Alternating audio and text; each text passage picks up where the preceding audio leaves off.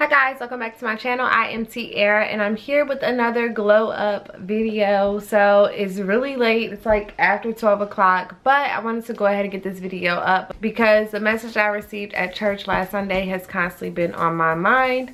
One thing that my pastor always says is you know where to plant yourself within a church if you are constantly thinking about the message, or if it's Wednesday, Thursday, Friday, and you can still remember pieces of what you were taught on Sunday. So that means that it made sense for you.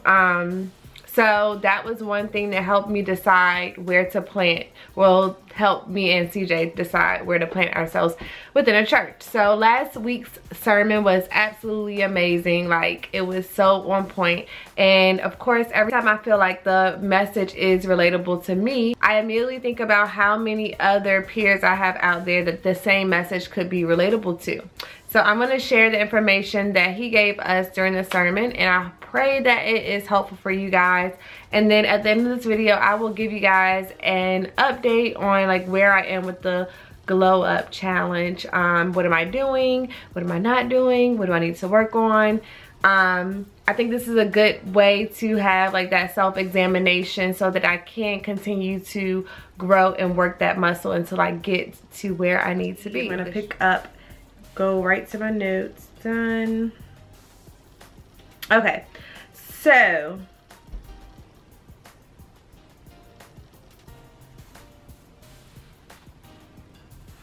basically he began the sermon talking about how a lot of us suffer from a slave mentality.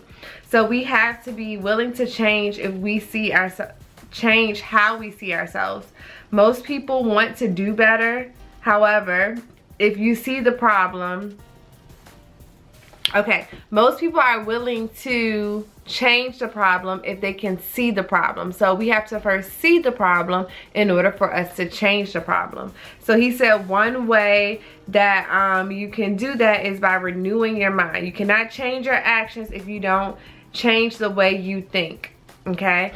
And he talked about he preached from Acts chapter 20 verse 35. So I'm gonna go to that. He looked at it in the Amplified version. I made sure I checked. So basically what that says is, in everything I showed you by example, that by working hard in this way you must help the weak and remember the words of the Lord Jesus, that he himself said, it is more blessed and brings greater joy to give than to receive. So he started off with that and everyone read it aloud, and he was like, okay, no one's clapping or saying amen or anything like that. And he said the reason being for that, or the reason why no one was like excited about the statement that he made, was because most people assume that it is better to receive than it is to give. And I feel that we've all been guilty for that. Like, we all want to receive, we want, but no one wants to give. So he gave amazing examples of that. So I'm just going to share those examples with you guys. He said, would you rather receive $1 million, or would you rather be the giver of $1 million? So think about that. If you are able to give $1 million, 9 times out of 10, that means that you have a couple million sitting in the bank somewhere. So we always think about getting so much that, again, we don't want to give anything.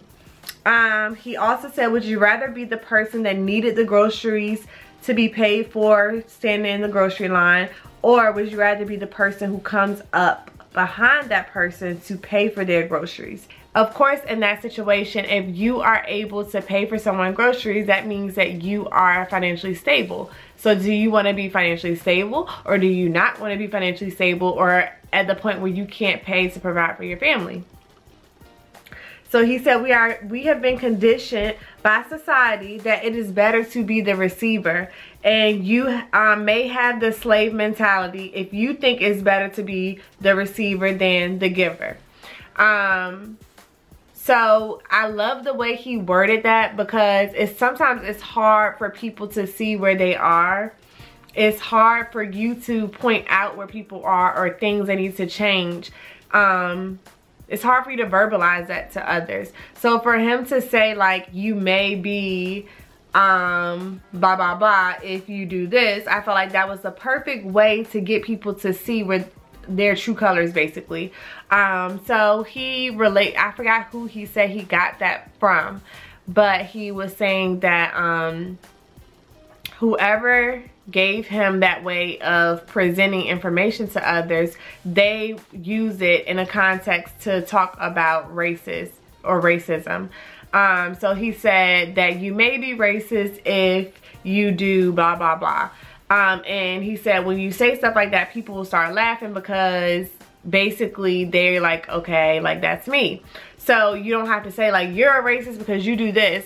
They'll kind of like own up to who they are or where they're lacking or what they're doing or not doing if you word it in that manner. So I love that, and it was very relatable to me in my business as I'm trying to lead others to become better leaders or better entrepreneurs and stuff like that. So that was that. The average belief is that I will give when I have, no, let me back up. The average believer says I will give when I have enough extra to give.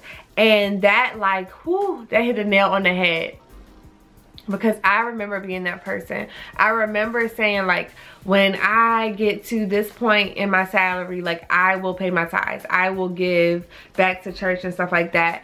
And my mom had to tell me like, Tiara, if you are not paying your tithes off of the money that you are currently making, then that means that you are living outside of your means. So that like constantly rung in my head when she said that to me. So when he said that, I remember like feeling that way. And he said the reason why you're fighting for the extra is because you won't give what you have now. Like, again, how is God gonna give you that extra if he can't trust you to give him what you already owe him with the little bit that you have right now? Things you give yourself to will always give back to you. So think about you giving yourself to your education, getting that high school diploma, getting that college degree. Like, you gave your time, you had to stay up late, you had to work to the last minute to finish those papers. And when you give your time and effort to those things, then you will receive something back. So it's not always gifts in the form of money. It could be gifts in the form of time, in the form of effort. It does not have to be money all the time. So he said he related to a pro athlete. Like, we all know these pro athletes, like what's his name? Steph Curry. Like, he dedicated himself and his time and his effort to perfecting his craft, and now look where he is. He gave and now he's receiving. He also said no one arrives without giving. So you're not going to get to the place you want to be at without giving. You're not going to get to the place you want to be without giving first. So you have to give something. Like, you have to give. If you don't give yourself to a marriage, it's not designed to give you happiness. Like, when you're in a marriage, you have to give. Like, you have to compromise. You have to give in. If you're not doing that, then you're not going to be happy. Somebody's not going to be happy. So again, in order for you to receive that happiness, that joy, and that love from that marriage, you have to be willing to give. No job gives you pay without you giving something first.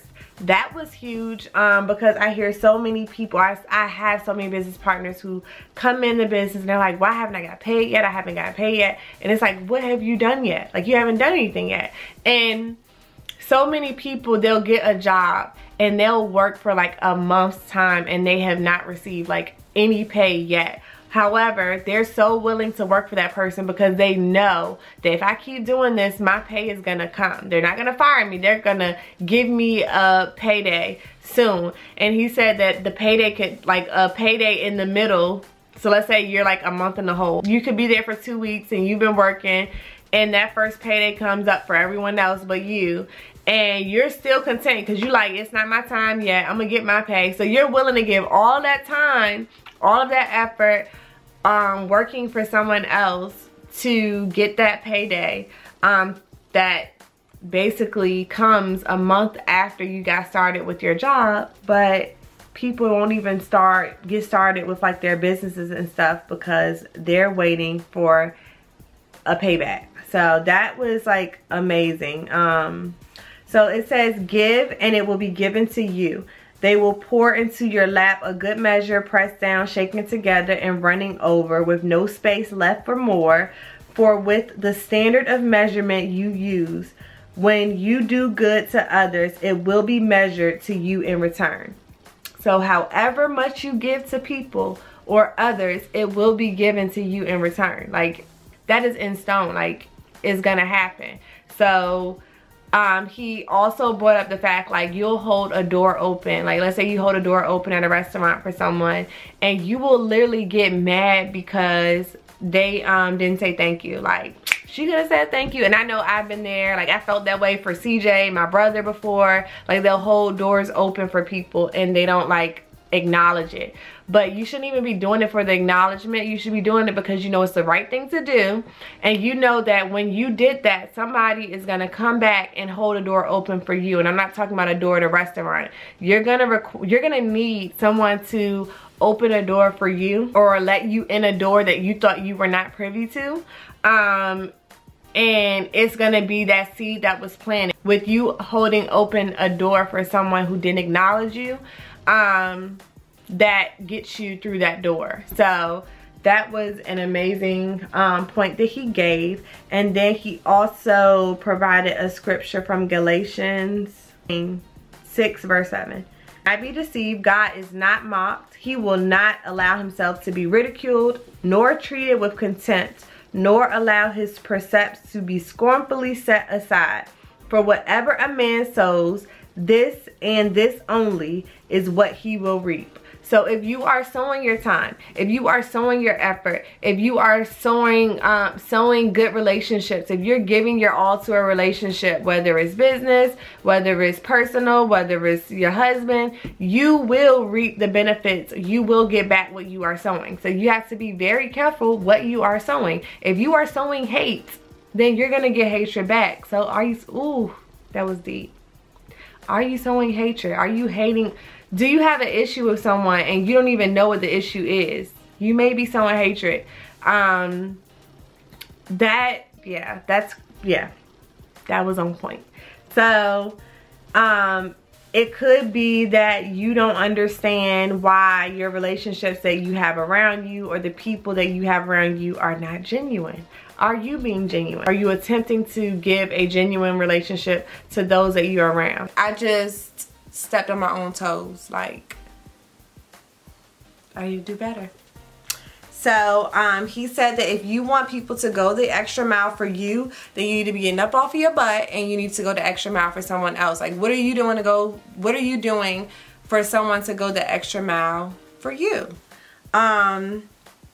You want people to do right for you. You need to do right for other people, even when you do not feel like it, even when you're upset, even when your emotions are involved, because we get so emotional and we like literally throw all of our ethics and stuff out the window, our manners and stuff, everything that we've been taught, we throw it right out the window because our emotions are so strong. So we have to put our pride to the side. And if we want someone to treat us right, then we have to treat them right, of course. Did you read what you said? That's that golden rule, back to like kindergarten. So as far as an update on me, and I guess me and CJ, because like whatever I do, he do. Whatever he do, I do. So just to let you guys know where we are. So okay, we started off, we were reading our Bible every night, but it is currently 12:40. Like, I go to bed really, really late, y'all. How do I have so much energy? I just had my greens. That's how. Tastes like hot chocolate. But anyway, I go to bed really late, so I'm not always in the room with him, or maybe on a call while he's getting ready for bed, because he does have to go to work in the morning. So we started off doing that every single night for like a week, and then we fell off a little bit. He still prays over us every single morning. Like, that doesn't change ever. That is so amazing, guys. Especially, and praying at night. Like, if you're married, pray in the morning and pray at night. Like, it really will improve your day. If you guys are upset with each other, like, how can you pray over your family if you're upset with them? So it really gets your spirit in order and help you to see like the bigger picture. So you're putting God first in your marriage or your relationship. So that is very, very, very helpful. So he still does that. Yeah. Okay. So then I had to have a brain shift because this was like me and CJ. I was talking to him. I'm like, babe, okay, our church is like a little far away from us. It's not extremely far. It's like 30 miles, 40 miles away from us. And then there's a church that's like 10 miles, if that, away from us. So of course on Sundays you don't want to wake up early, like you just want to go to the closest church. So we had found ourselves going to that church. We were paying our tithes online to our church. And I'm like, babe, I don't feel comfortable. Like, why are we paying our tithes to that church and then coming to this church? Like, I feel like we have to, and we both said this together, like, I feel like we need to get our butts up and go to our church. So we both agreed to do that. Last Sunday, we made it back to our church. It was absolutely amazing. We are both paying our tithes. Like, that feels amazing. Like, I didn't have to remind CJ or anything. Like, he's doing it because he wants to.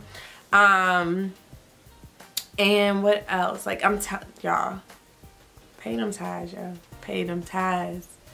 Pay them tithes. From going to church, our church on Sunday, we now, like, we talk to each other and we're like, we want to go to church on Wednesday. I told him, I was like, I want to get in a group or something at church. Like, I feel like I have more time. Even though I'm like constantly on the go working and stuff, I would love to do something, like get within a group at church or something, just so I can get those relationships built within my church. Then that would also urge me to do better, to glow up and to go to church on time. Yeah, I think that's it. I think that's where we are. I'm just so excited. And I know that we have great things in store for us. So I hope you guys are committing yourself to being better, to growing spiritually, growing in the word, growing in your faith, exercising that faith, exercising and that's another thing he said, when you were born again, God took control over your spirit at that point. So basically, you going to church every Sunday, or you going to church on Wednesdays, whenever you go, you reading your Bible, you are feeding your soul. So when the pastor is feeding into you, he's feeding your soul, because although God has control of our spirit, our soul is still not where it needs to be, because we're still the same person that we were like 2 seconds ago when we got saved. So we have to dedicate our time and our energy, give our time and our energy to getting our soul in a place, in the place that it needs to be, so that it can match our spirit. And then he said, a lot of us will he said a lot of us will make excuses for not going to church, and we'll say like, or we'll substitute prayer for going to church and say like, oh, well, God knows my heart and stuff like that. And he said like, yeah, God does know your heart, and that's the problem. Like, you need to work on that. So, yeah, so we're going to work on us. We're going to continue to work on us. As I continue to get messages from my pastor, I will make sure that I paraphrase them and share them with you guys. I hope you guys enjoyed this video, and I will see you guys in my next one. About to go work out. Yes, at 1 in the morning, I'm about to go work out. All right, y'all. Talk to you later.